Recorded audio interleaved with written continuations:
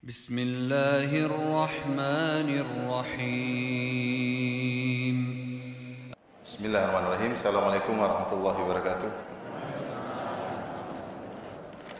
Alhamdulillahi ala ihsani wa syukru lahu ala taufiqihi wa amtinani. Wa asyhadu an la ilaha illallah wahdahu la syarika lahu ta'ziman li sya'nih. Wa asyhadu anna Muhammadan abduhu wa rasuluhu da'ila ridwani. Allahumma salli alaihi wa ala alihi wa ashabihi wa ikhwani. Hadirin dan hadirat yang dirahmati oleh Allah Subhanahu wa taala, majelis taklim Ar-Rahat yang dirahmati oleh Allah Subhanahu wa taala. Kita masuk pada bab berikutnya, bab ar-raja ma'al khauf.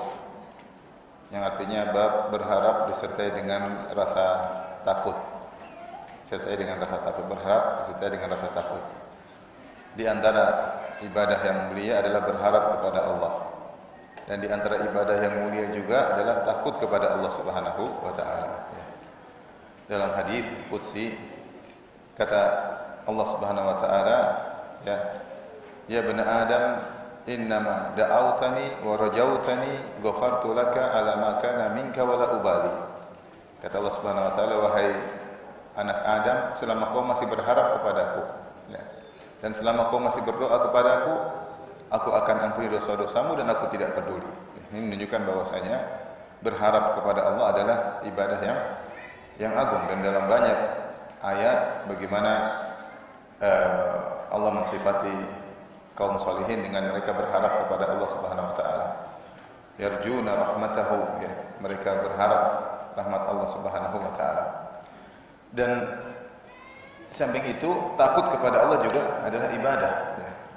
Takut kepada Allah juga adalah ibadah. Seperti dalam Al-Quran Allah menyebutkan orang-orang penghuni surga ketika ditanya, kenapa kalian masuk surga? Mereka berbincang-bincang di surga.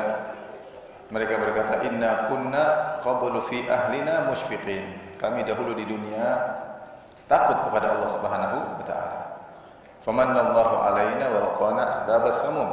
Maka Allah pun berikan anugerah kepada kami dan menyelamatkan kami dari neraka Jahannam. Jadi takut kepada Allah adalah ibadah, sebab masuk surga. Dalam hadis kata Nabi sallallahu alaihi wasallam, ainani lam tamassuhuman nar, lam tamassahuman nar. Dua mata yang tidak akan disentuh oleh api neraka. Yang pertama, ainun bakat min khasyatillah, mata yang menangis karena takut kepada Allah.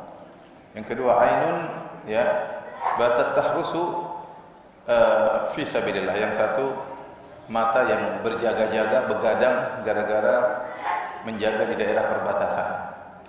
Ini dua mata yang tidak akan disentuh oleh api neraka. Ini dalil bahwasanya takut kepada Allah adalah ibadah, sebagaimana berharap kepada Allah juga ibadah kepada Allah Subhanahu wa taala. Makanya seorang mukmin menggabungkan keduanya. Dalam melakukan ibadah, dia menggabungkan antara berharap dan takut. Dan itulah sifat orang-orang salihin. Allah berfirman tentang para nabi, kata Allah Subhanahu wa taala, innahum kanu yusari'una fil khairati wa yad'unana raghaban wa rahaban wa kanu lana khashi'in. Mereka para nabi, mereka berlomba-lomba dalam melakukan kebajikan, bersegera dalam melakukan kebajikan. Wa yad'unana raghaban wa rahaba, dan mereka berdoa kepada kami dalam kondisi berharap dan cemas, berharap dan takut. Wa kanu lana khashi'in, dan mereka khusyuk takut kepada kami. Jadi para anbiya kalau mereka berdoa, mereka antara berharap dan cemas. Berharap dikabulkan, tapi ada kecemasan tidak dikabulkan. Oleh karena lihat bagaimana Nabi Ibrahim alaihissalam ketika dia bersama Ismail putranya, dua orang nabi yang sangat mulia, membangun Ka'bah. Itu pekerjaan bukan pekerjaan ringan, pekerjaan berat. Ambil batu dari jauh, batu tersebut dipotong dijadikan kotak, kemudian dipikul dari tempat jauh menuju ke lokasi pembangunan Ka'bah. Berdua saja dia dan Ismail. Pekerjaan berat, sampai Ka'bah menjadi besar, bukan pekerjaan ringan. Sampai akhirnya saking tingginya Ibrahim alaihissalam butuh pijakan yang namanya maqam Ibrahim untuk bisa taruh batu di bagian apa? Atas. Ka'bah yang besar seperti itu dikerjakan oleh mereka berdua. Tapi apa kata mereka? Kata Allah, wa idh yarfa Ibrahimul qawa'ida minal baiti wa Ismailu Rabbana taqabbal minna innaka antas samiul alim. Tatkala Ibrahim dan Ismail membangun Ka'bah di atas pondasi Ka'bah, Mereka berdua berkata, setiap satu batu mereka letakkan, mereka berdoa, Rabbana taqabbal minna, ya Allah terimalah dari kami. Innaka antas samiul alim, sungguhnya Engkau Maha mendengar lagi Maha mengetahui. Jadi Engkau Maha mendengar doa kami dan Engkau mengetahui niat kami. Maka mereka berdua adalah nabi yang mulia, tetapi tetap masih harap dan cemas. Makanya ketika ada seorang salaf ulama yang membaca ayat ini, dia pun menangis. Dia mengatakan, Khalilur Rahman, kekasih Allah Ibrahim, bana baitar Rahman, sedang membangun rumah Allah, bi amri minar Rahman, dengan perintah Allah. Tsumma yakhafu alla yataqabbalu minhum Rahman. Kemudian dia masih khawatir tidak diterima oleh Allah Subhanahu wa taala. Jadi demikianlah orang-orang salihin, mereka berharap dan cemas karena mereka tahu berharap berpahala, khawatir takut kepada Allah juga apa berpahala. Demikian juga Allah berfirman tentang seorang saleh yang salat malam dalam surat Az-Zumar. Kata Allah Subhanahu wa taala, "Amman huwa qanitun ana al-laili sajidan wa qa'iman yahdharul akhirata wa yarju rahmata rabbih." Ataukah orang yang di malam hari dia bangun, dia salat malam, dia sujud, dia berdiri, sajidan wa qa'ima, bagaimana kondisi hatinya? Yahdharul akhirah, dia takut dengan hari akhirat. Takut dengan dahsyatnya hari akhirat, takut dengan hari kebangkitan, takut dengan hisab, takut dengan mizan, takut dengan sirat. Yahdharul akhirata wa yarju rahmata rabbih, dan dia berharap rahmat Allah. Dia gabungan antara takut dan rahmat. Siapa yang tidak takut kalau kita dimatikan sekarang, disuruh minta pertanggungjawaban? Siapa yang bisa mempertanggungjawabkan semua perbuatannya selama ini? Berat. Oleh karenanya dia menggabungkan antara berharap dan takut. Maka ini yang saya tekankan, bahwasanya dalam ibadah seorang menghadirkan rasa cemas, rasa takut, dan rasa juga berharap. Kalau dia hanya berharap saja, berharapannya kepada Allah tinggi, dan dia tidak takut sama sekali, maka dia akan mudah bermaksiat. Oh tenang, Allah Maha Pengampun, Allah Maha Pengampun maksiat. Oh tenang, Allah baik, Allah baik, Allah Maha Pengampun. Dia tenggelam dalam maksiat, tahu-tahu masuk neraka jahanam. Kalau dia takut saja, hanya takut kepada Allah, waduh Allah Maha, siksaan Allah sangat pedih, dan dia tidak harapan, dia putus asa. Dia putus asa. Itu berbahaya. Putus asa adalah dosa. Merasa aman dari siksaan Allah dosa, putus asa juga dosa. Jadi berharap kepada Allah ibadah, takut kepada Allah juga apa? Ibadah. Tidak berharap dosa, yaitu putus asa. Tidak takut juga dosa, yaitu merasa aman dari siksaan Allah Subhanahu wa taala. Maka kita seorang beriman senantiasa ada berharap dan takut sebagaimana para anbiya, para nabi. Mereka harap dan cemas, ya. Berharap dan takut kepada Allah Subhanahu wa taala. Dalam satu hadis riwayat Tirmidzi dari Anas bin Malik radhiyallahu anhu dengan sanad yang hasan, kata Anas, anna Nabi sallallahu alaihi wasallam dakhala ala syabin wa huwa fil maut. Suatu hari Nabi sallallahu alaihi wasallam menemui seorang anak muda yang mau meninggal dunia. Sudah sakratul maut. Maka Nabi bertanya, faqala lahu, Nabi bertanya kepadanya, kaifa tajiduka? Bagaimana kau dapati kondisi hatimu? Bagaimana kondisi dirimu? Faqala arjullaha wa akhafu dzunubi. Aku sangat berharap kepada Allah, tapi aku takut dengan dosa-dosa. Dia gabungan antara berharap dan apa? Takut ketika mau meninggal. Dia berharap, gabungan antara berharap dan takut ketika mau meninggal. Faqala Rasulullah SAW bersabda, la yajtami'ani fi qalbi 'abdin fi hadzal mautin illa ata'allahu ma yarju wa amanahu mimma yakhaf. Tidaklah seorang hamba dalam kondisi seperti ini mau meninggal dunia, lantas terkumpul pada dirinya takut dan berharap, kecuali Allah akan kabulkan harapannya dan Allah akan buat dia aman dari apa yang dia takuti. Kecuali Allah akan kabulkan harapannya dan Allah akan buat dia aman dari apa yang dia takuti. Apa yang dia harap masuk surga. Apa yang dia takut siksaan neraka karena dosa-dosanya. Ini dalil bahwasanya rasa berharap dan takut ini mengiringi seorang hamba terus sampai dia meninggal dunia. Karena kapan dia mendominasi salah satu sisi dan satunya terlupakan, maka dia bisa terjerumus dalam dosa. Maka seorang juga, sebagian kita zaman sekarang sebenarnya terlalu pede. Tenang, kalau sama kita pasti masuk surga. Saya pernah dengar ceramah berapa kali ustadz yang berbeda-beda ngomong gitu. Kita kelompok kita pasti masuk surga. Ada stempel dari surga. Kita pasti masuk surga. Umar bin Khattab radhiyallahu anhu ketika akan meninggal dunia, ada seorang pemuda memuji-mujinya. Umar sudah di jannah, Ustaz. Rasulullah bilang Umar fil jannah, Umar di surga. Rasulullah SAW bilang ketika naik gunung Uhud, Rasulullah mengatakan Umar mati syahid. Fa inna ma 'alaika nabiyyun wa siddiq wa syahidan. Wahai gunung Uhud, tenanglah engkau, jangan bergetar. Sungguhnya yang sedang menanjakimu adalah seorang nabi, Siddiq Abu Bakar, dan dua orang yang mati apa? Syahid, yaitu Umar dan Utsman. Rasulullah menamakan Umar yang kenapa mati syahid. Di Umar yang telah pernah berdoa dalam Sahih Bukhari, ya, Allahumma rzuqni syahada fi baladi rasulik. Ya Allah, anugerahkanlah aku mati syahid di kota Madinah, dan dikabulkan. Benar, akhirnya ketika dia sedang sholat subuh jadi imam, maka ditikam oleh Abu Lu'lu'ah al-Majusi sehingga dia mati apa? Syahid. Itu cita-cita Umar radhiyallahu taala anhu. Dialah yang Rasulullah pernah bercerita, aku masuk di surga, terus aku bertanya, ini istananya siapa?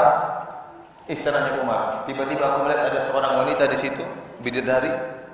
Terus aku mau masuk, aku enggak enak sama engkau, hai Umar, aku takut engkau cemburu. Kata Umar, "Alaika ya Aghar ya Rasulullah." Masuk aja, kata Umar. Emang saya cemburu sama engkau ya Rasulullah. Tapi Rasulullah kabarin dia udah punya istana di mana? Surga. Itu pun sudah dijamin masuk surga, sudah dijelasin ada istananya di surga. Itu pun ketika Umar ditikam dan meninggalnya mati syahid. Datang seorang pemuda memuji-muji Umar, maka Umar berkata, "Kafafan, lali wala alayya." Saya berharap apa yang kusebutkan semua itu impas. Dia tidak bangga, "Oh iya memang saya begitu, saya begini, Rasulullah pernah ngomong begini." Enggak. Dia bilang, "Saya berharap semua perbuatan saya apa? Impas." Ada rasa takut. Ini enggak ada yang kasih stempel masuk surga. Kalau sama kita pasti masuk surga. Surga mbahmu apa gimana? Tenang, kalau sama saya pasti masuk surga. Tenang, kalau saya di surga nanti saya tidak akan masuk kecuali kalian muridku semua masuk dulu baru saya. Subhanallah. Siapa yang bisa menjamin kita yang model kayak begini masuk surga? Dosa banyak, ya, dunia pikirannya. Lihat para ulama, para salaf yang sudah dijamin masuk surga pun masih takut dan berharap. Para nabi Allah sebut dalam Al-Quran, ya, yad'unana raghaban wa rahaban. Mereka berdoa kepada kami dalam kondisi berharap dan takut. Nabi Ibrahim yang disebut kekasih Allah masih berdoa, "Ya Allah, terimalah amalku." Ini bukan bikin bangun biasa, bangun Ka'bah, bukan Masjid Tabayun yang dia bangun. Dia bangun apa? Ka'bah. Itu pun dia masih berdoa, "Ya Allah, terimalah amalku." Ini sebagian kita amal baru sedikit sudah petantang-petenteng, sombong, gaya. Bangun masjid juga bukan uang dia juga, uang umat juga. Terus mau kita ini tetap berharap, kita nggak tahu amal kita diterima atau tidak. Maka seorang berusaha ketika dalam ibadahnya berharap dan apa? Cemas. Berharap dan cemas. Baik. Kemudian Imam Bukhari membawakan perkataan Sufyan. Beliau berkata, wa qala Sufyan, itu Sufyan ibn Uyainah. Sufyan ada dua, Sufyan Ats-Tsauri, faqih dari Kufi, dan Sufyan ibn Uyainah.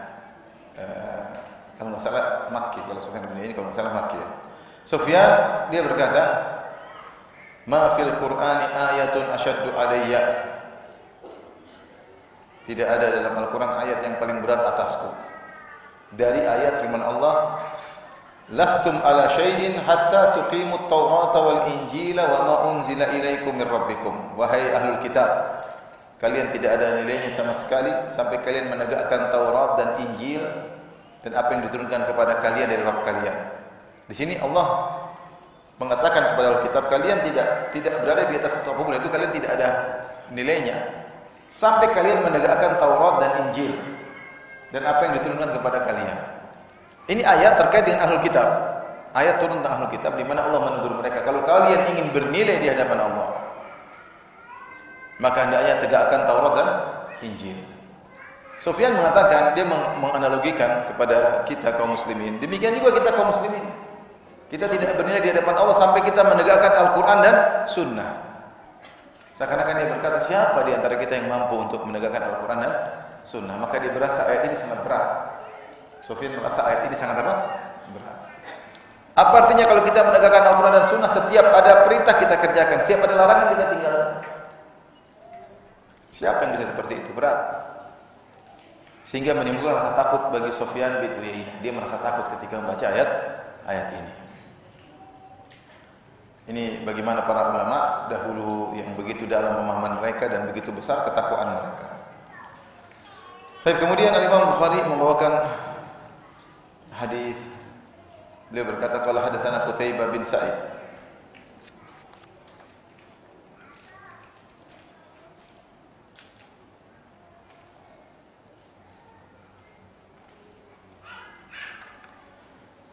Qala hadatsana Ya'qub bin Abdurrahman an Amr bin Abi Amr an Sa'id bin Abi Sa'id Al-Maqburi an Abi Hurairah radhiyallahu ta'ala anhu. Dari sahabat Abu Hurairah radhiyallahu anhu, beliau berkata, sami'tu Rasulullah sallallahu alaihi wasallam yaqul, aku mendengar Rasulullah sallallahu alaihi wasallam bersabda, innallaha khalaqar rahmata yauma khalaqaha mi'ata rahmah. Sungguhnya Allah menciptakan rahmat, ketika Allah menciptakan rahmat ada 100 rahmat. Ada 100 rahmat. Rahmat yang diciptakan. Jadi rahmat itu ada dua. Ada rahmat yang merupakan sifat Allah dan ada rahmat yang Allah ciptakan. Kita ini makhluk atau bukan? Kita punya sifat rahmat enggak? Nah, sifat rahmat itu ciptaan Allah. Allah adalah Tuhan dan Allah punya sifat juga sifat apa? Rahmat. Ini dalam hadis ini Nabi sedang berbicara tentang rahmat yang Allah ciptakan, rahmat makhluk. Paham? Bukan rahmat sifat Allah. Kalau rahmat sifat Allah seperti Ar-Rahman, Ar-Rahim, yang Allah Maha Pengasih lagi Maha Penyayang. Bukan itu, tapi ini rahmat yang Allah ciptakan. Allah menciptakan rahmat 100 rahmat. Fa amsaka indahu 99 rahmah. Lalu Allah pegang 99 rahmat. Wa arsala fi khalqihi kullihim rahmatan wahidah. Yang satu Allah turunkan. Satu rahmat ini Allah bagi-bagi kepada seluruh makhluk. Seluruh makhluk cuma cukup satu rahmat yang Allah ciptakan. Ya. Dengan rahmat yang satu ini, maka ibu sayang kepada anaknya, bapak sayang kepada anaknya, anak sayang kepada orang tuanya, hewan sayang kepada anaknya, ya, dan seterusnya. Allah bagi satu rahmat untuk seluruh umat, seluruh makhluk. Kemudian kata Nabi SAW, "Falau ya'lamul kafiru bi kulli alladhi 'inda Allahi minar rahmah, lam ya'asi minal jannah." Kalau seorang kafir tahu tentang seluruh rahmat Allah Subhanahu wa taala yang 100 itu semuanya, tentu dia tidak akan putus asa dari surga.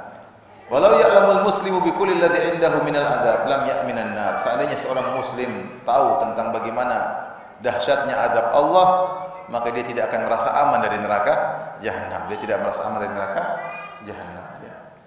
Maksudnya Nabi ingin menjelaskan rahmat Allah itu begitu luar biasa luasnya. Ya. Sampai seorang kafir,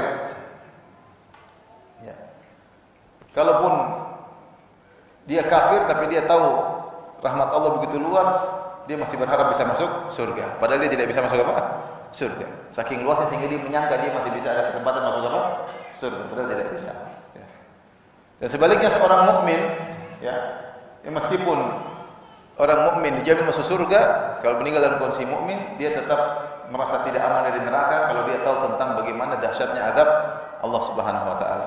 Jadi hadis ini mengajarkan kepada kita agar tetap berada di antara berharap dan takut.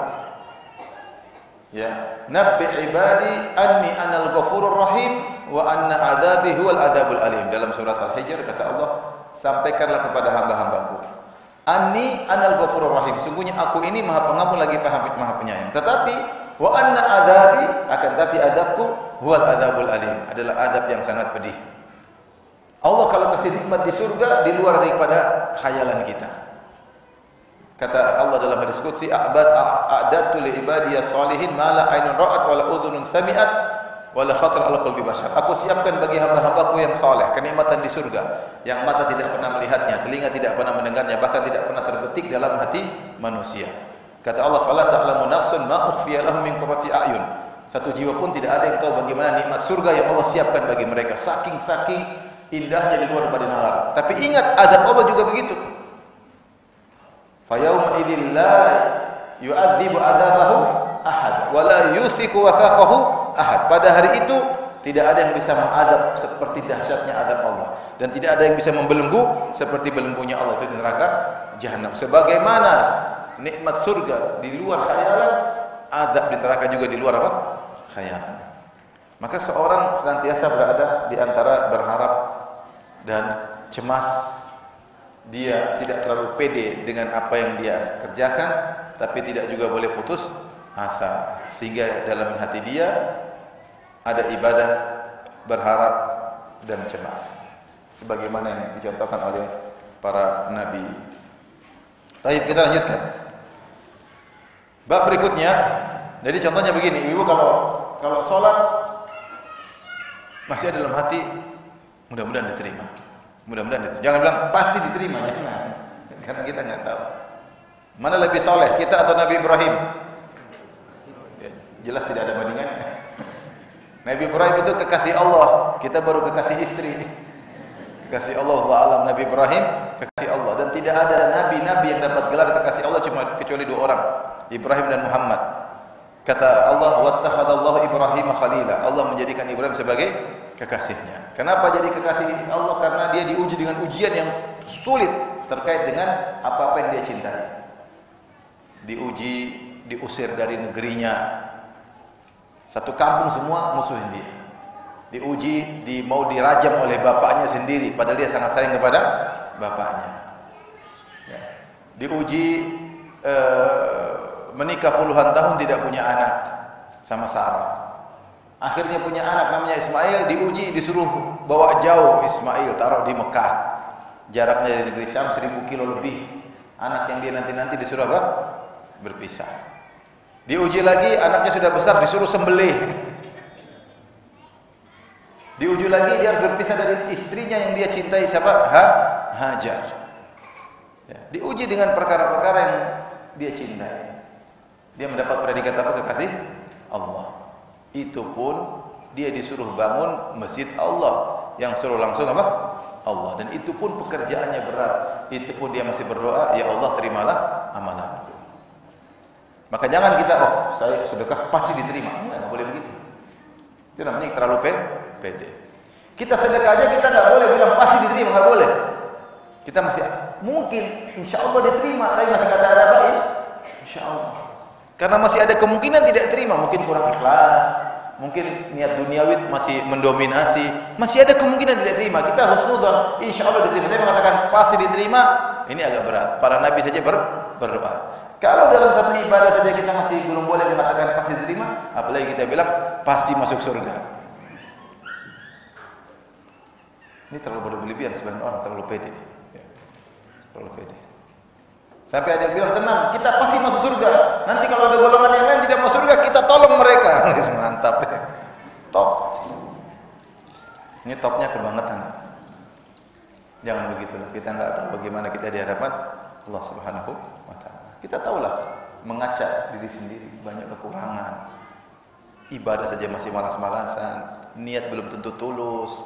Mungkin dakwah, mungkin pengajian, mungkin sedekah masih pingin disebut-sebut, masih pingin disebut namanya, masih publish. Sama suami aja masih belum beres, masih suka ngomel. Terus merasa masih yakin masuk surga. Kecuali kalau dibilang suami, iya abi, iya abi. Kesana, iya abi, iya. Itu mungkin.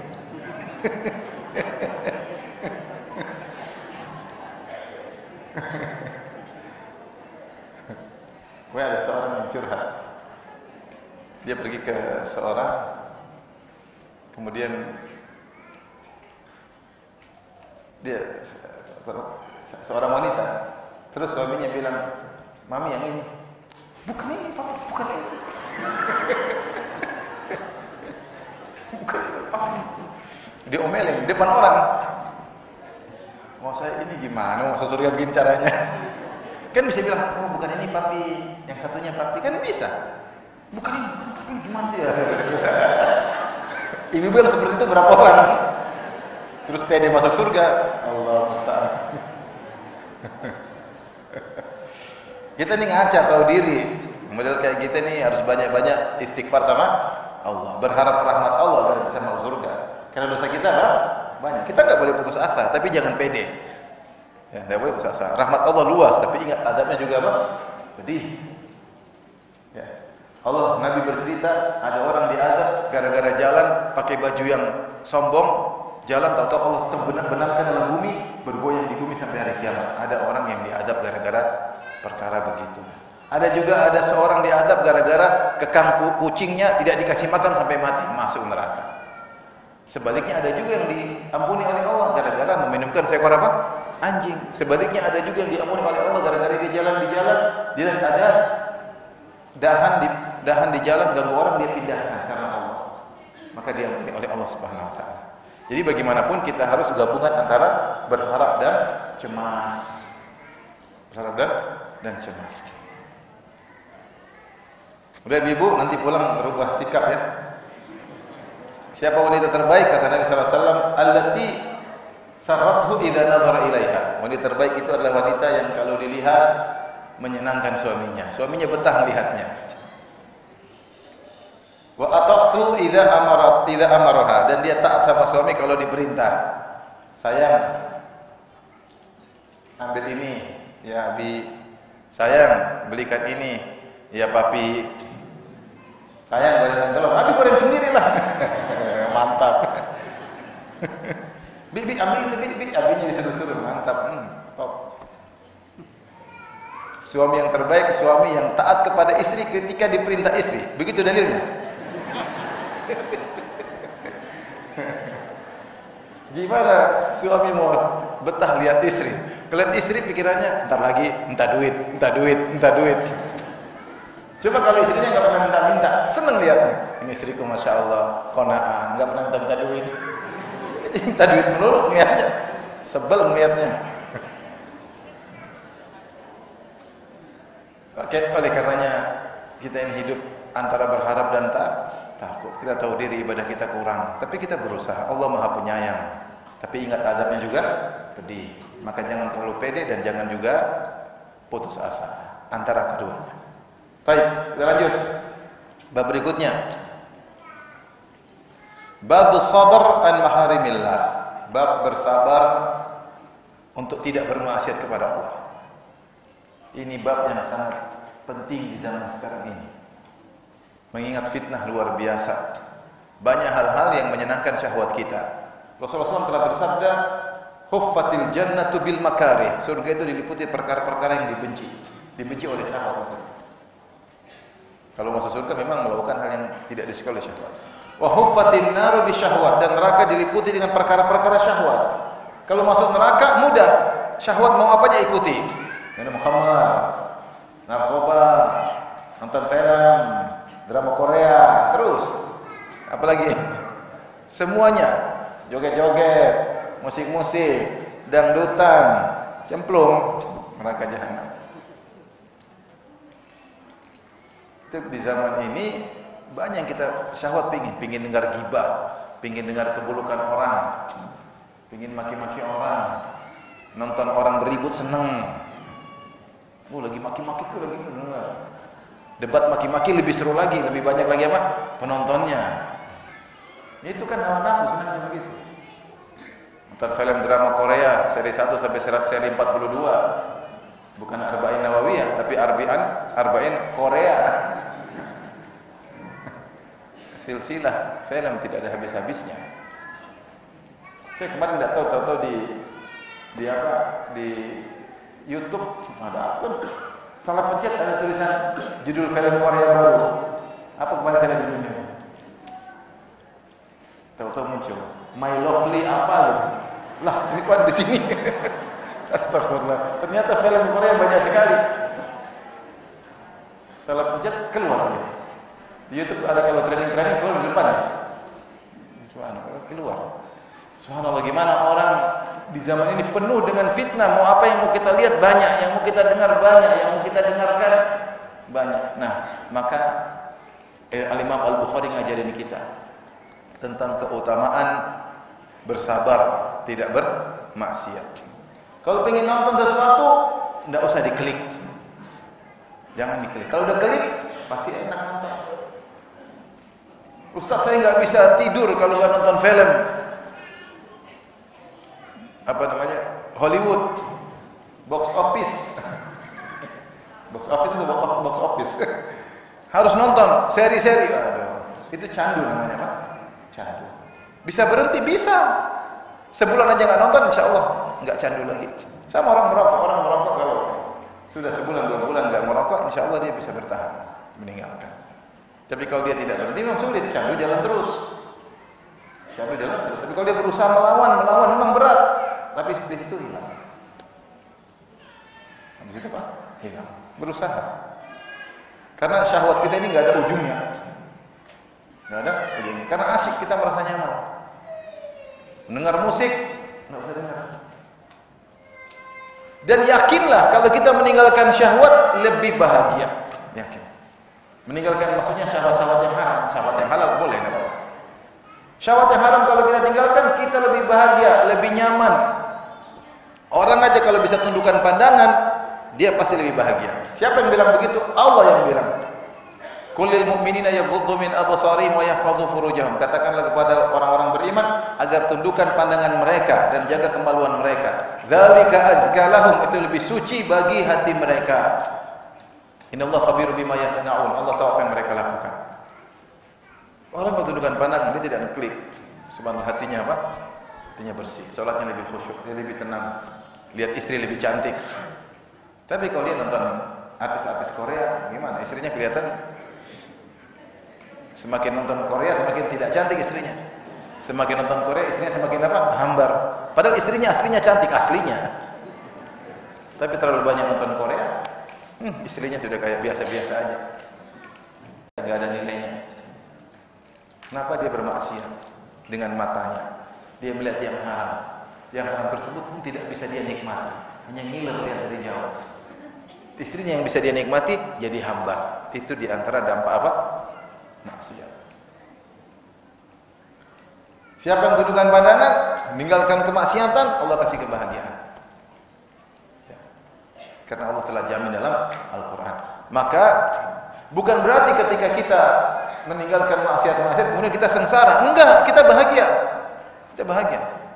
Antum kira orang yang maksiat-maksiat, joget-joget, musik-musik mereka bahagia? Enggak. Buktinya mereka paling banyak narkoba, selingkuh. Ya tidak? Iya.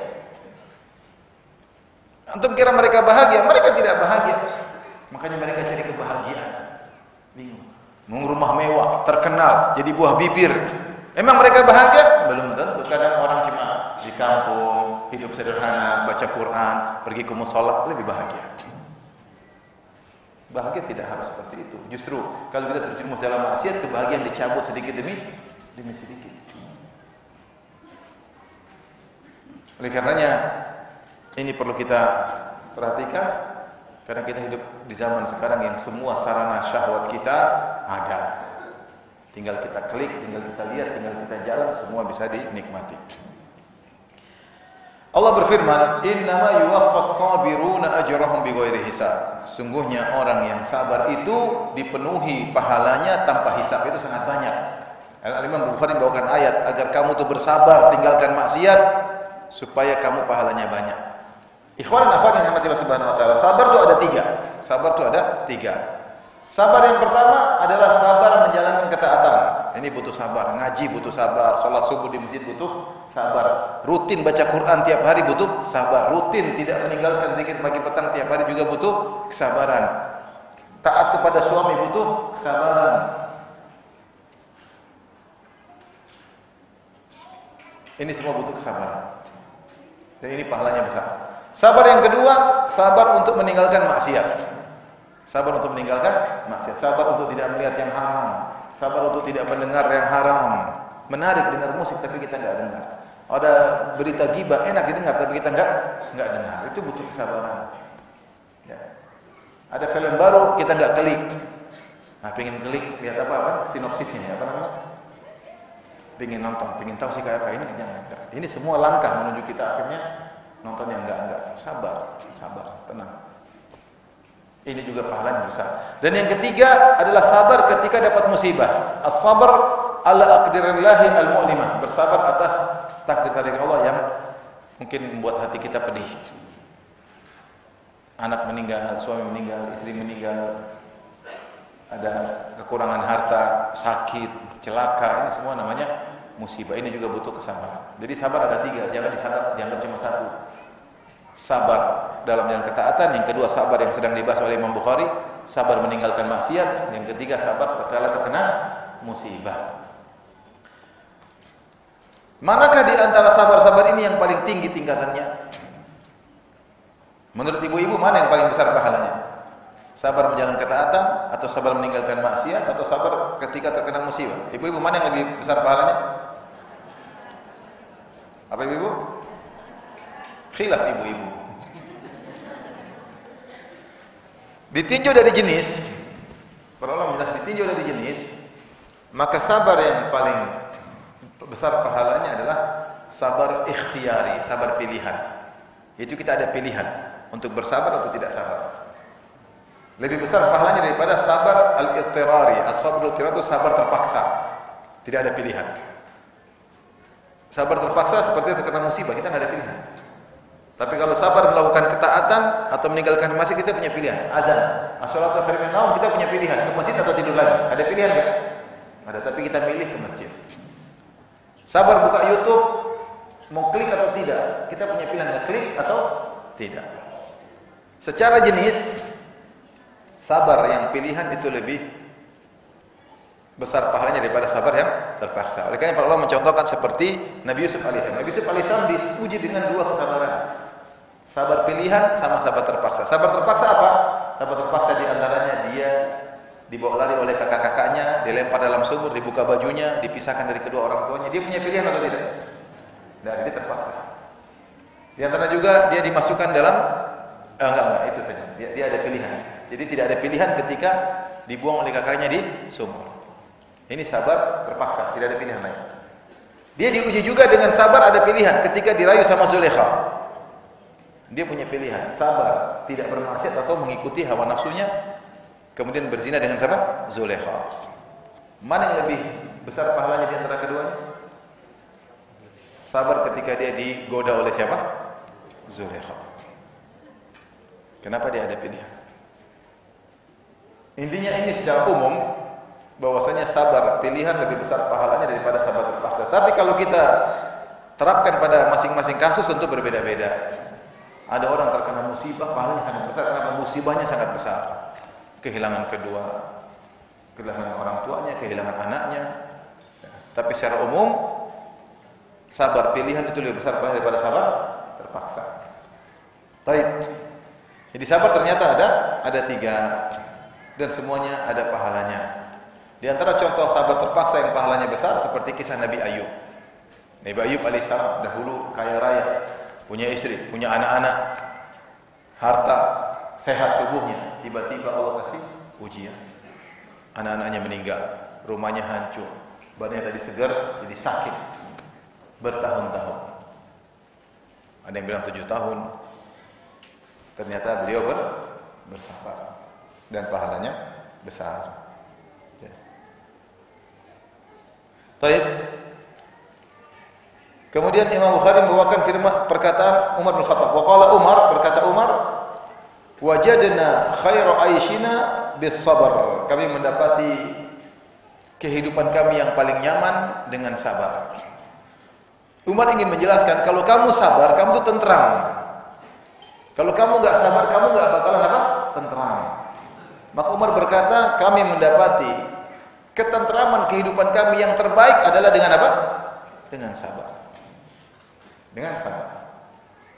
Kalau kita nggak sabar, kita nggak tentram.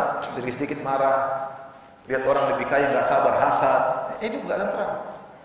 Sedikit-sedikit dendam, gimana mau tentram seperti itu? Sedikit-sedikit nggak sabar. Orang nggak sabar dia sengsara. Tapi kalau dia sabar, memang kelihatannya berat.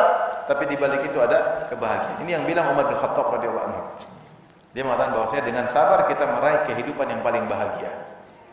Dengan sabar kita meraih kehidupan yang paling bahagia apapun kondisi kita. Kalau sabar sangat bahagia. Ini motivasi agar bersabar. Kemudian Imam Bukhari membawakan hadis. Beliau berkata, qala hadatsana Abu Yaman, qala akhbarana Syu'aib an Az-Zuhri, qala akhbarani Atha bin Yazid, anna Aba Sa'id akhbarahu anna an-nasa min al-Ansar sa'alu Rasulullah sallallahu alaihi wasallam. sebagian orang dari kaum Ansar meminta kepada Rasulullah sallallahu alaihi wasallam. Falam yas'alu ahadun minhum illa a'tahu. Tidak seorang pun minta dari Nabi sesuatu kecuali Nabi kasih. Hatta nafida ma indahu, sampai semua yang Nabi miliki habis. Ada yang minta Nabi kasih, ada yang minta Nabi kasih, sampai Nabi enggak punya apa-apa lagi, habis. Tidak bisa kasih lagi. Faqala lahum hina nafida kullu syai'in anfaqa bi yadayhi. Ketika semua sudah habis, di tangannya sudah enggak ada apa-apa lagi, semua sudah dia bagi-bagikan Rasulullah sallallahu alaihi wasallam. Apa yang beliau ucapkan? Ma yakun indi min khairin la adakhiruhu ankum. Kalau saya punya kebaikan, punya harta, saya tidak simpan-simpan, saya pasti kasih kalian, kata Nabi sallallahu alaihi wasallam. Tidak ada yang saya simpan-simpan, saya pasti kasih kalian. Wa innahu man yasta'iffa yu'iffahu Allah. Tapi siapa yang menjaga dirinya, tidak minta-minta, Allah akan mudahkan dia untuk tidak apa? Minta-minta. Di antara makna iffah, kata Ibnu Hajar rahimahullah taala, iffah itu di antaranya bersabar dari meninggalkan maksiat. Bersabar untuk meninggalkan apa? Maksiat. Siapa yang berusaha untuk bisa meninggalkan maksiat, maka Allah akan buat dia bisa meninggalkan maksiat tersebut. Saya bacakan perkataannya. Ibnu Hajar berkata, perkataan bagus. As-sabr dalam bahasa Arab artinya atau maknanya habsun nafsi ala ma yaqtadhihi al-aql aw syara', yaitu mencegah diri, menahan diri dari hal-hal. Wa takhtalifu ma'anihi bi ta'alluqatihi, dan maknanya bisa beda-beda tergantung keterkaitannya dengan apa. Fa in kana an musibatin sumiya sabran. Orang yang menahan dirinya, tidak ngamuk, tidak protes dengan keputusan Allah ketika terkena musibah, ini namanya sabar. Namanya apa? Sabar. Wa in kana fi liqa'i aduwin sumiya syaja'ah. Kalau seorang bersabar melawan musuh dalam jihad, orang yang sabar perang namanya pemberani. Dalam bahasa namanya apa? Berani. Orang pemberani itu sabar. Sabar lawan musuh, dia sabar. Wa in kana an kalamin sumiya kitmanan. Kalau orang bersabar nahan omongan, dia mau ngomong, sabar. Namanya kitman, menyembunyikan apa? Pembicaraan. Itu juga butuh sabar. Karena kita ngomong kadang enggak sabar, pengin ngungkapin, pengin curhat, pengin komentar, pengin ngamuk, pengin ngomel, tak sabar. Seperti Nabi Yusuf alaihissalam, ketika kakak-kakaknya berkata, "Iyasriq faqad saraka akhun lahu min qabl." Fa asarra Yusuf fi nafsi wa lam yubdiha lahum. Ketika Binyamin tertuduh mencuri, apa komentar kakak-kakaknya? Binyamin memang pencuri. Kalau dia pencuri, dulu kakaknya juga Yusuf waktu masih kecil juga pencuri. Padahal di depan mereka Nabi Yusuf. Yusuf jengkel sebenarnya. Fa asarra Yusuf fi nafsi, Yusuf sembunyikan dalam hatinya, dia tahan. Wa lam yubdiha lahum, dia tidak ungkapkan. Jadi menyembunyikan kata-kata juga butuh kesabaran, namanya kitman, yaitu menyembunyikan apa? Isi hati, tidak harus diungkapkan. Wa in kana an ta'ati ma nuhiya anhu sumiya iffah. Nah, ini. Kalau dia bersabar untuk menahan diri dari bermaksiat namanya iffah. Namanya iffah. Kalau ada orang perempuan namanya afifah, itu orang yang bisa menjaga diri dari kemaksiatan. Kapan dikatakan dia afifah? Ketika dia tidak berzina, ketika dia tidak terbawa digoda laki-laki, ketika dia tidak bertabarruj, dia bisa menahan diri. Disebut wanita apa? Afifah, suci.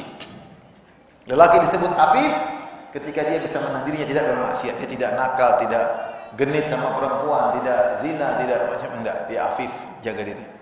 Maka Rasulullah SAW berkata dalam hadis ini, "Wa man yasta'iffa yu'iffahu Allah." Siapa yang berusaha menahan diri dari maksiat, Allah akan bikin dia bisa menahan diri. Dan itu terbukti. Bahkan orang sudah terjumus dalam maksiat, kalau dia nahan diri dia bisa tinggalkan semua. Betapa banyak orang bisa tinggalkan maksiat? Bisa, kalau dia berusaha. Zina bisa dia tinggalkan, khamr dia bisa tinggalkan, musik bisa dia tinggalkan, bisa.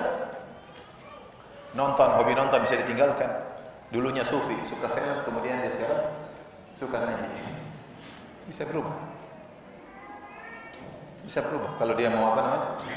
Berusaha. Wa man yasta'iffa yu'iffahu Allah. Siapa yang berusaha meninggalkan maksiat, Allah akan bikin dia bisa tinggalkan. Wa man yatasabbar yusabbirhu Allah. Siapa yang berusaha untuk bersabar, Allah akan bikin dia bersabar. Tadinya dia pemarah, tadinya dia ngamuk, sabar, jadi penyabar, bisa. Tadinya dendam, sabar, jadi tidak pendendam, bisa. Yang penting dia berusaha. Kemudian waman yastaghni yughnihillah. Siapa yang berusaha mencukupkan diri, mungkin uangnya lagi sedikit, sudah kita cukupin aja. Enggak usah minta-minta sama orang. Jangan sedikit-sedikit minta, merasa kurang, terus berusaha apa yang ada kita berusaha cukupkan diri. Allah akan buat dia merasa cukup. Ini janji Nabi SAW. Wa man yastagni, siapa yang belajar untuk merasa cukup, Allah akan bikin dia merasa apa? Cukup. Kemudian di akhir hadis kata Nabi, walan tu'tu ata'an khairan wa awsa'a minas sabar. Dan tidaklah kalian diberikan suatu anugerah dari Allah, pemberian yang lebih luas dan lebih baik daripada kesabaran. Siapa yang dapat anugerah sabar, punya akhlak sabar, sungguh dia telah diberi anugerah yang besar dari Allah Subhanahu wa taala. Ini semua ibu yang dirahmati Allah Subhanahu dalil bahwasanya perang itu bisa berubah. Perangai bisa berubah. Dari akhlak buruk menjadi akhlak baik. Akhlak baik juga bisa berubah menjadi akhlak apa? Buruk. Orang punya akhlak buruk dia bisa berubah kalau dia berusaha. Mana dalam hadis kata Nabi sallallahu alaihi wasallam, "Ana za'imun bi baitin fi a'lal jannah liman hassana khuluquhu." Aku menjamin istana di atas surga, di bagian atas surga bagi siapa yang mengindahkan akhlaknya. Kalau ibu-ibu suka pemarah, ibu-ibu jadi pemaaf, bisa. Kalau ibu-ibu hobinya angkat suara, bisa aja angkat suara, bisa. Tapi kalau mau, kalau enggak mau ya memang susah. Kalau mau bisa, mau marah mau tak. Kenapa saya enggak? Enggak kita mau. Suaranya lembut. Masa jadi pemarah? Berusaha bisa. Cuma ibu-ibu enggak mau masalah di situ. Saya memang dari dulu begini, memang saya begini. Begini. Banyak orang sebenarnya tidak mau berubah. Saya memang temperamen, saya memang pemarah. Lah berubah, kalau pemarah kok bangga. Suka angkat suara kok bangga. Ada orang yang tidak pemalu bisa jadi pemalu, bisa. Dan ada orang pemalu jadi tidak punya malu. Bisa atau tidak? Bisa. Akhlak bisa berubah. Bisa. Ada orang yang pelit bisa berubah jadi dermawan. Dia latih dirinya. Dari 1.000 rupiah, kemudian lama-lama 2.000, lama-lama 10.000, lama-lama 1 juta, lama-lama 10 juta, lama-lama 1 miliar. Lama-lama kalau dia tidak menyumbang, dia gelisah. Ada nggak orang seperti itu? Ada. Saya saja ditelepon orang, "Ustaz, ini uang saya mau ngapain? Saya tolong cari uang." Minta tolong, bayangkan. Minta tolong karena dia gelisah kalau enggak bersedekah. Uang mau dikemanain? Dia udah nyamai. Dia gelisah kalau enggak bersedekah. Kita mungkin sebagian kita masih tahapan gelisah kalau bersedekah. Gelisah. Nah, ketahuan isi dia gimana nih? Gelisah. Tapi kalau berjuang sampai kalau dia enggak bersedekah dia gelisah. Dan itu ada orang seperti itu ada. Saya bukan cerita omong kosong ya. Kalau tidak sedekah dia gelisah. Banyak sekali ngapain sedekah. Jadi akhlak bisa berubah. Di sini Nabi mengatakan, siapa yang menahan diri, tidak minta-minta, dia bakalan bisa mencukupkan apa? Dirinya. Siapa yang berusaha untuk menghalangi diri dari maksiat, dia akan bisa. Maka tidak ada alasan. Kita ini sebenarnya malas. Kalau kita mau, kita akan dibimbing oleh Allah Subhanahu. Cuma kita nggak mau. Ada orang tidak meninggalkan musik. Dia bilang, saya sebenarnya mau meninggalkan tapi susah. Bukan, kau tidak berusaha. Kalau kau berusaha pasti ada progres. Tapi kalau kau tidak berusaha, nggak bisa. Kau nyaman. Kamu nyaman. Kalau kamu tidak berusaha, bagaimana ada progres? Kalau berusaha pasti ada progres. Pasti mulai berkurang,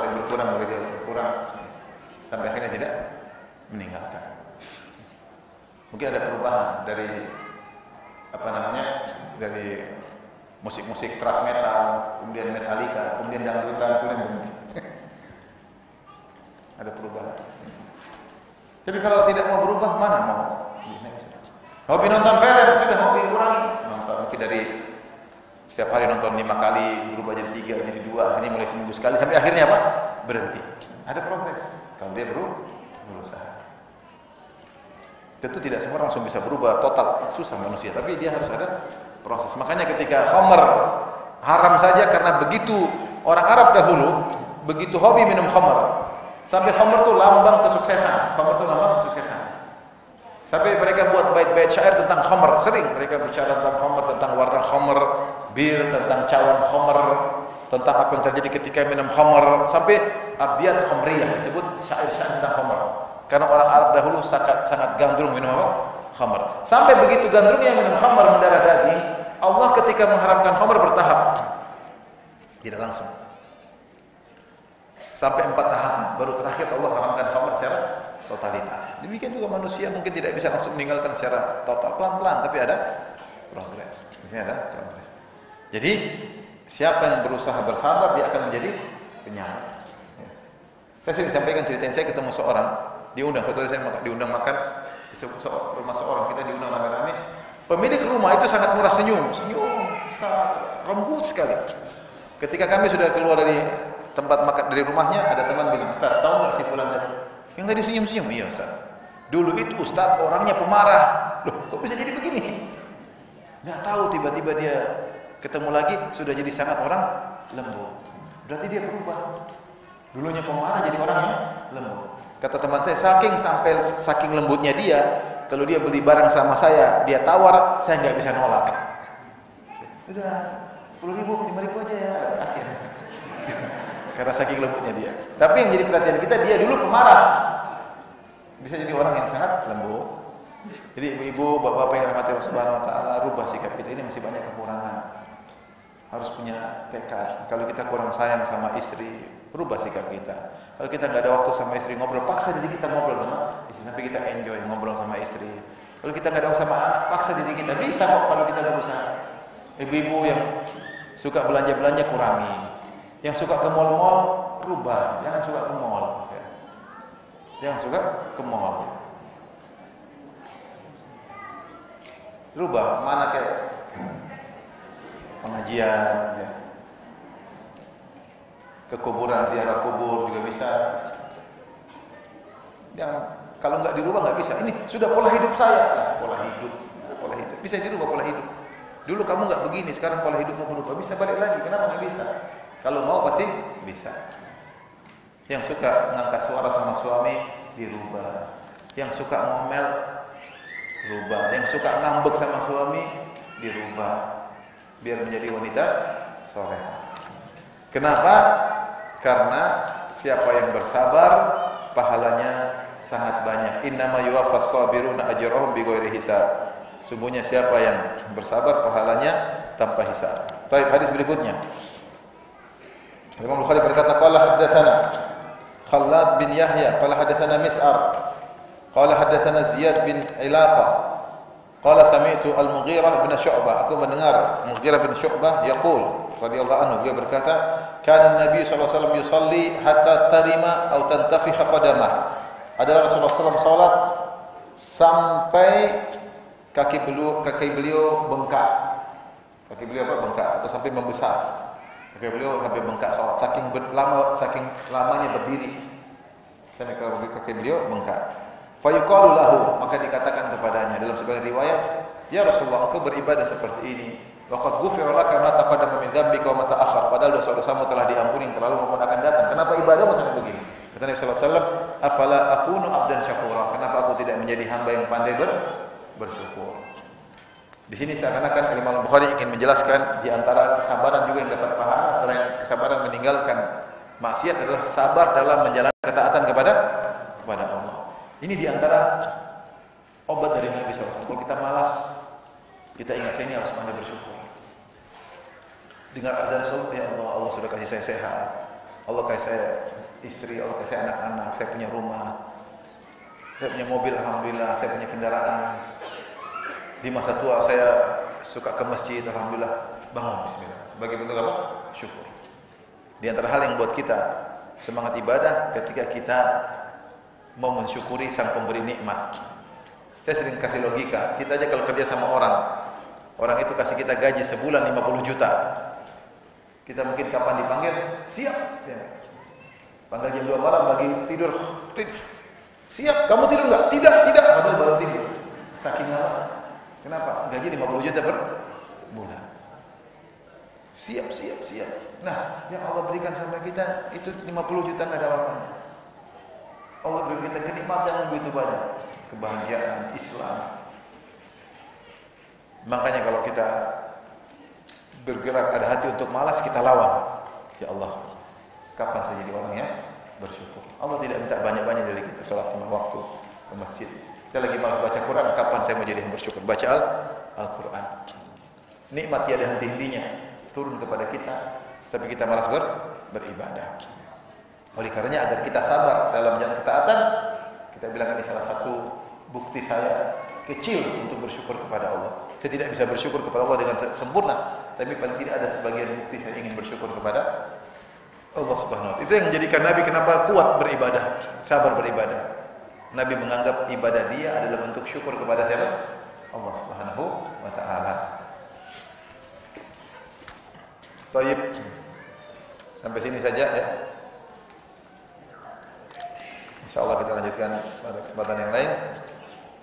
Kalau ada yang bertanya, saya persilahkan.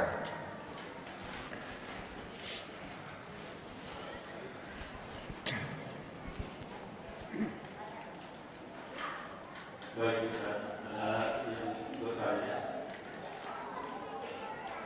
Pertanyaan pertama, waktu saya melamar kerja, status ditulis belum menikah.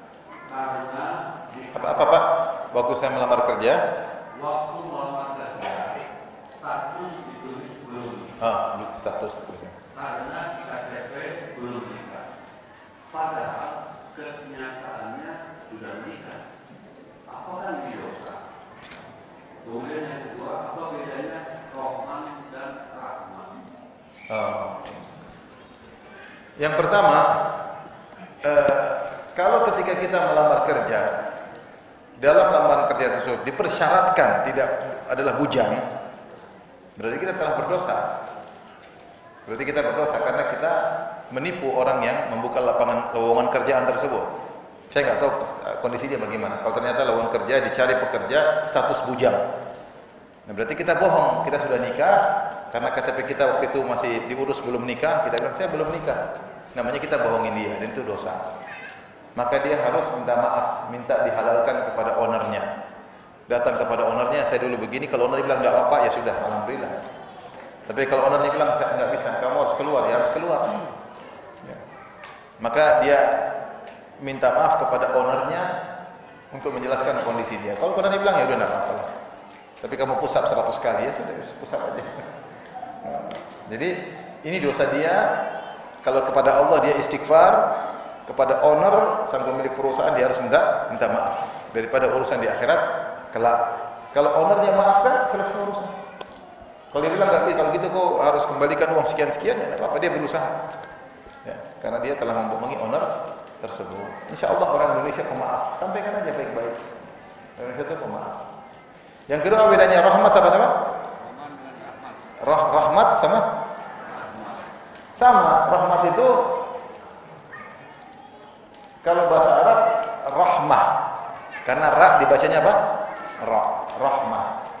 Rahmatullah.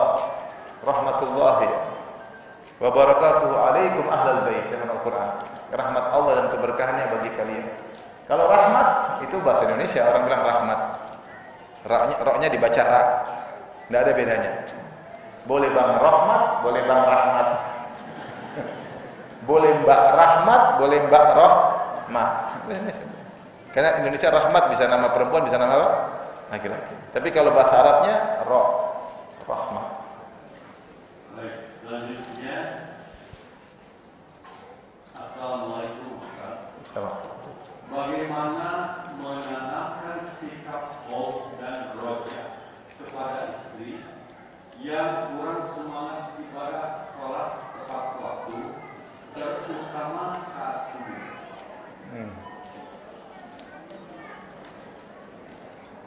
Suruh ngaji aja deh. Suruh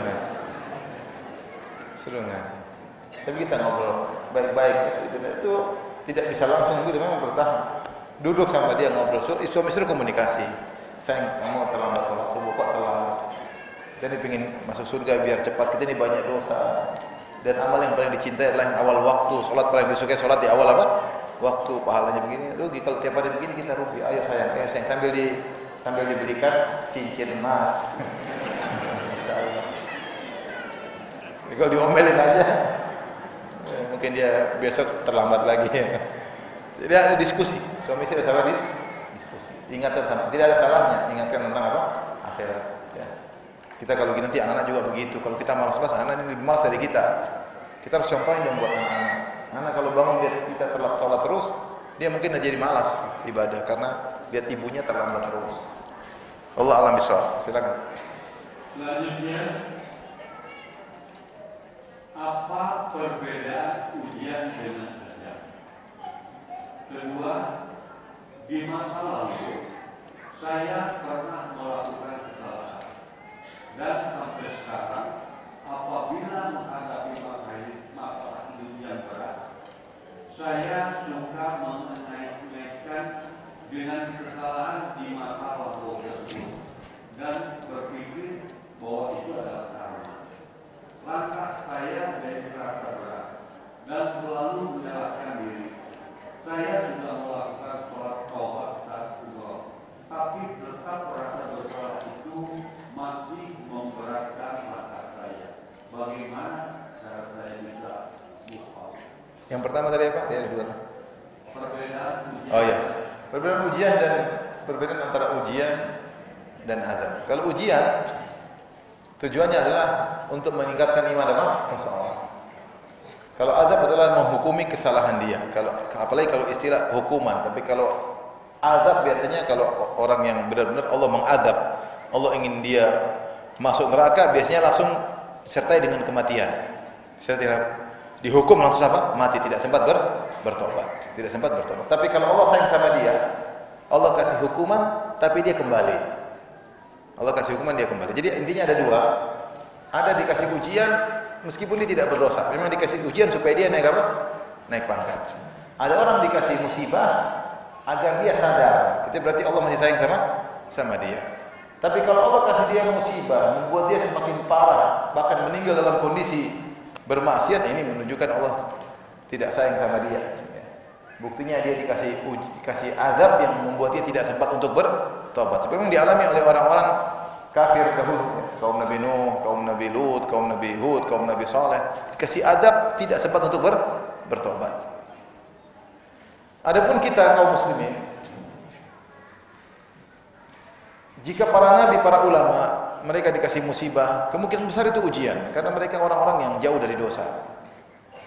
Ataupun mereka melakukan dosa mungkin sedikit, tidak sebanding dengan ujian yang begitu banyak Allah berikan kepada mereka.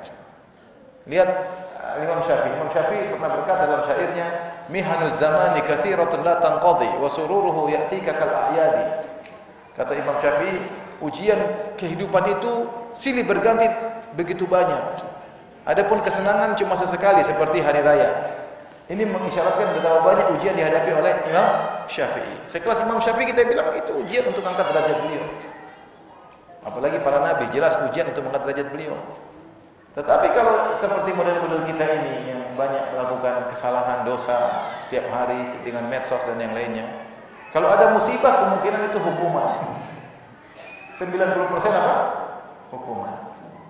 Maka kalau kita dihukum oleh Allah dengan musibah-musibah, tinggal kita sabar, dan kalau kita sabar maka dosa-dosa kita diampuni plus derajat kita naik.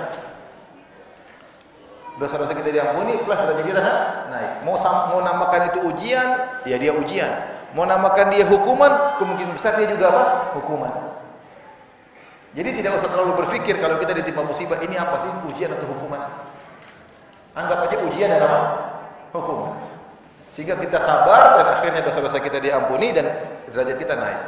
Tapi kalau kita bilang, oh ini ujian, tidak merasa dihukum, kita bisa ujub.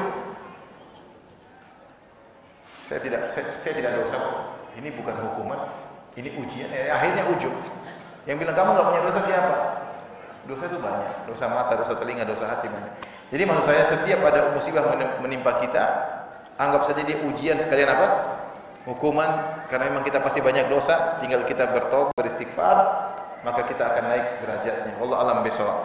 Adapun tadi yang dia sudah pernah melakukan dosa-dosa di masa lalu, kemudian dia merasakan imbasnya sekarang, itu semua mungkin terjadi.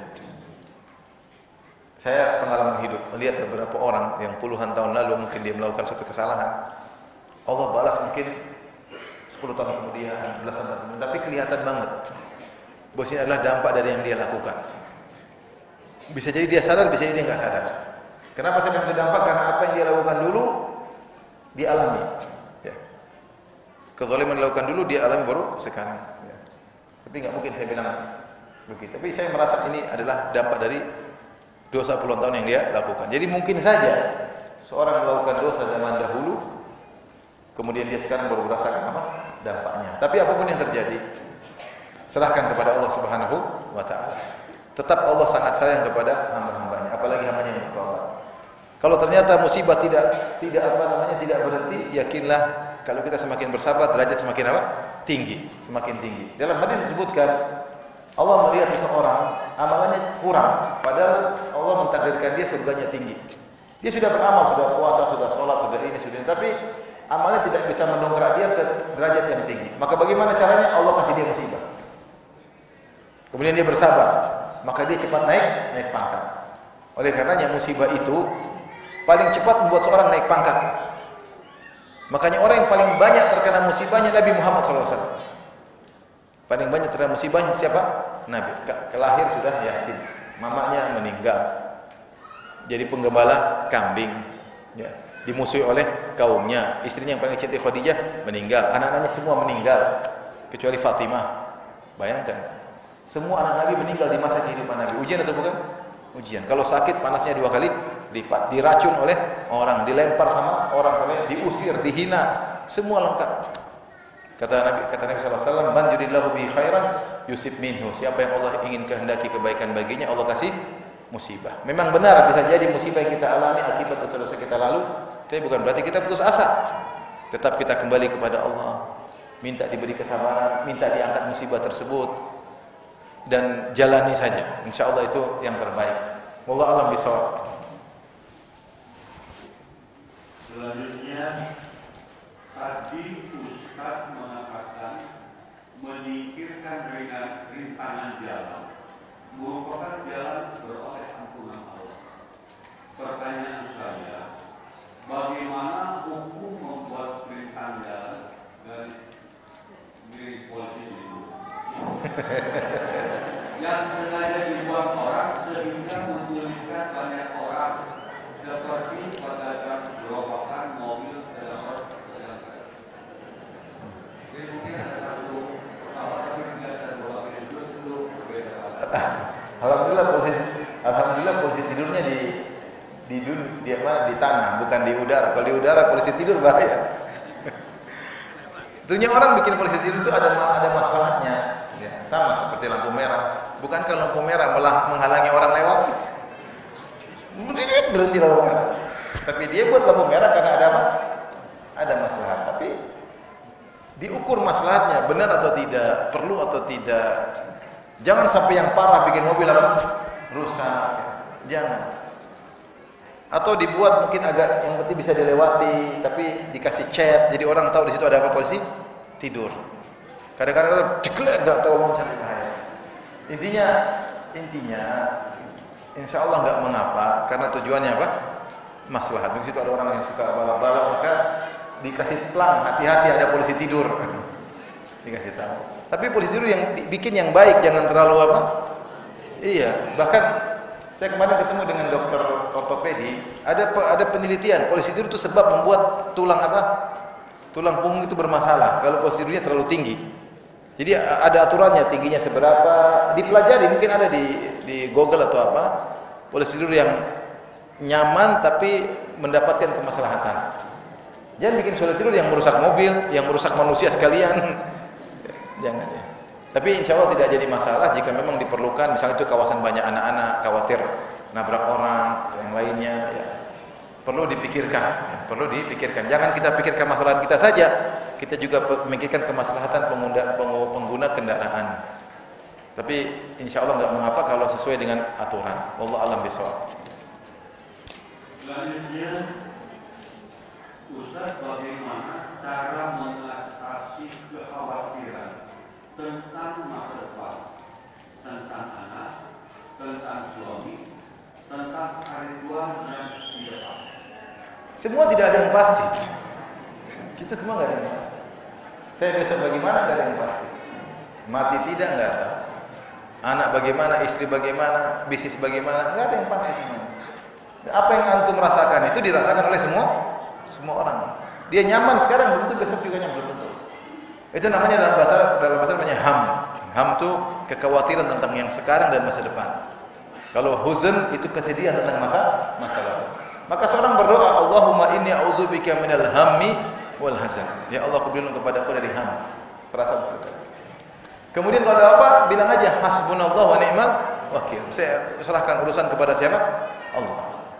Alaika tawakkaltu, ya Allah, aku bertawakal kepadamu. Orang beriman seperti itu. Dia fokus kepada yang di depan dia, urusan ke depan, urusan Allah. Kalau dia terlalu mikir ke depan, dia tidak fokus yang di depan ini. Banyak orang terlalu fokus, selalu pikir ke depan, dia tidak menikmati di depan dia. Padahal yang dia rencanakan belum tentu dia bisa. Kita bukan berarti tidak boleh berencana, semua rencana, tapi fokus di depan. Yang ke depan serahkan kepada Allah Subhanahu wa taala. Jangan terlalu pikir nanti gimana anak saya. Betapa banyak kalau kita bicara harta, betapa banyak orang enggak punya apa-apa ternyata anaknya kemudian jadi kaya raya. Banyak atau tidak? Banyak orang tuanya kaya raya, anaknya miskin melarat juga ada. Jadi ke depan kita nggak tahu. Tugas kita adalah yang depan kita fokus. Saya misalnya teman-teman ada di kelas dari Madinah bertanya, Ustaz, apa yang harus kita lakukan Ustaz? Saya bilang tugasmu belajar baik-baik, ke depan urusan Tuhan. Terus kamu pikir politik, kamu belum mikir juga nggak ada faedahnya. Lakukan yang paling bermanfaat sekarang apa? Lakukan untuk dirimu, untuk yang kau hadapi sekarang. Jadilah pelajar yang terbaik. Nanti pulang bagaimana Ustaz? Nanti itu nggak belajar terus. Udah belajar aja, yang terbaik berdoa sama Allah, Bismillah. Karena semua tidak ada yang pasti di kemudian. Tidak ada yang pasti. Bahkan terkadang sudah kita pastikan ternyata tidak pasti. Mau contohnya? Tidak usah lah. Tapi pertanyaan terakhir. Mohon kepada ibu-ibu untuk menjaga putrinya karena terlalu sulit. Ustaz, bagaimana batas kesabaran orang tua dalam mendidik anak yang sudah usia dewasa untuk mengingatkan agar taat kepada Allah? Kadang merasa sudah besar tidak perlu diingatkan. Tidak ada batasannya. Nabi Nuh mengingatkan anaknya sampai anaknya mati. Nabi Nuh mengingatkan anaknya terus ingatkan, ratusan tahun ingatkan anaknya sampai anaknya tenggelam baru berhenti peringatkan. Sudah selesai. Selama dia masih hidup, kita sebagai orang tua, satu tidak akan pernah berubah. Kita adalah orang tua dia. Mau dia bilang jangan anggap aku anakmu. Saya bisa ngomong sendiri, saya tetap aja kita nasihati. Hidayah di tangan Allah. Tugas kita di hadapan Allah adalah menasihati anak-anak semampu kita. Hidayah di tangan siapa? Allah. Nabi Nuh tidak bisa berhidayah kepada anaknya, Nabi Nuh tidak bisa berhidayah kepada istrinya, tapi dia berusaha. Sampai ke bahasa kita sampai tetes darah yang terakhir kalau bahasa kita. Artinya sampai anaknya mau tenggelam dia masih ya bunayya arkam ma'ana, ayo nakku naik. Anaknya ngeyel tapi tetap berusaha. Maka kita nggak tahu hidayah kapan datang. Oleh karena anak kita meskipun sudah dewasa, mungkin sudah berkeluarga, kalau kita lihat dia ada yang salah, jangan kita biarin, urusan dia. Enggak, kita orang tua kita punya tanggung jawab sebisa mungkin. Sambil kita doakan agar dia dapat hidayah. Demikian saja Bapak Ibu yang dirahmati Allah Subhanahu wa taala kajian kita, semoga bermanfaat. Subhanakallahumma wa bihamdika asyhadu an la ilaha illa anta astaghfiruka wa atubu ilaik. Assalamualaikum warahmatullahi wabarakatuh.